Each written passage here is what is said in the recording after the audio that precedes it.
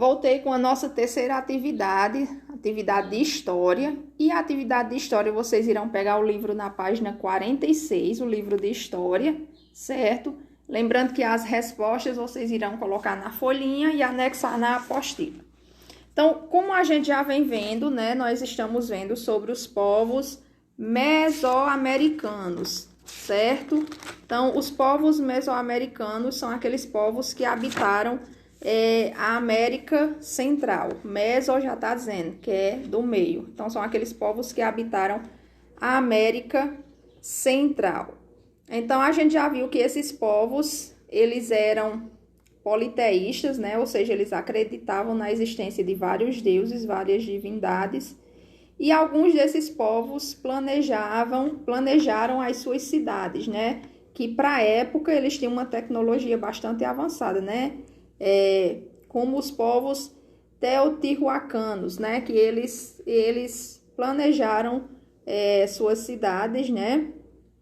E esses povos depois desapareceram. Agora, na página 46, nós iremos ver as cidades maias. Na mesma época em que os teotihuacanos se desenvolveram, outros povos surgiram em outras partes da Mesoamérica. Um deles foram os maias. A cultura maia é uma das mais influenciadas pelos olmecas, antigos ocupantes na península de Yucatán, no atual México.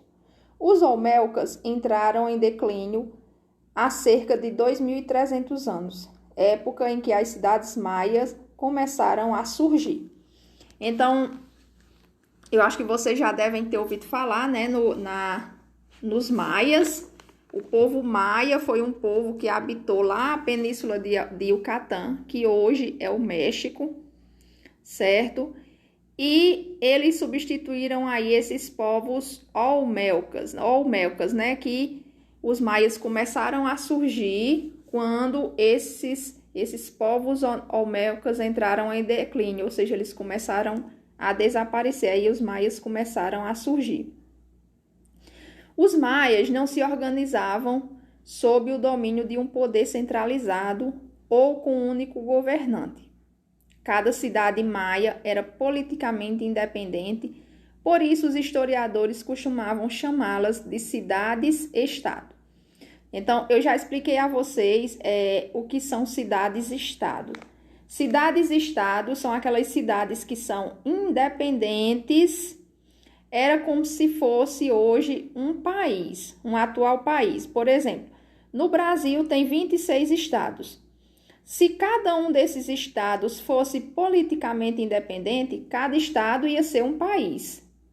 Então, era desse jeito lá nas cidades maias. Lá no governo, o governo não era, a organização não tinha um poder centralizado, ou seja, não tinha um único governante. Cada cidade de lá era independente, por isso que a gente chamava de cidades-estados. No auge dessa cultura, havia mais de 50 cidades, distantes entre si, cujos habitantes falavam a língua nahuatl. O chefe de cada cidade era como um rei, que governava em nome de uma divindade específica.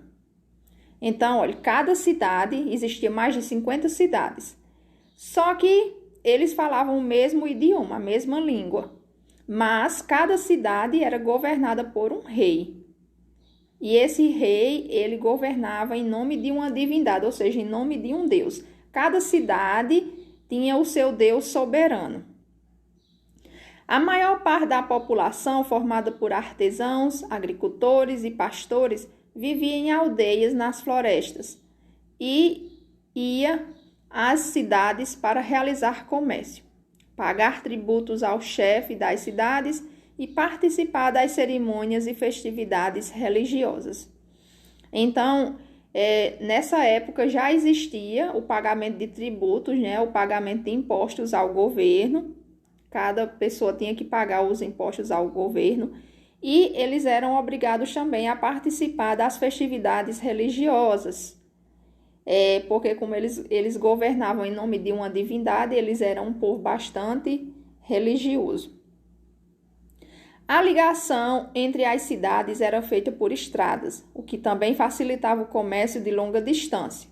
Ou seja, como nessa época não existia o dinheiro que existe hoje, a maior parte do comércio deles era realizado ou através de trocas ou então com moedas de ouro.